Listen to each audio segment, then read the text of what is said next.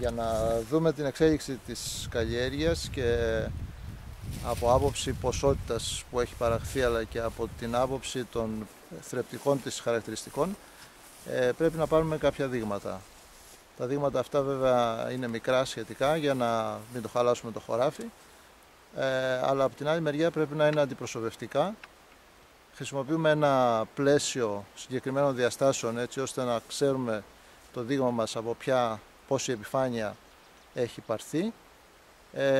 και αυτά τα δείγματα στη συνέχεια θα μεταφερθούν στο εργαστήριο προκειμένου να αναλυθούν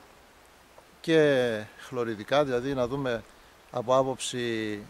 φυτών από τα οποία αποτελούνται τη σύνθεσή τους, αλλά και διατροφικά να δούμε σε σχέση με τα υπόλοιπα τι διατροφικά χαρακτηριστικά έχουν.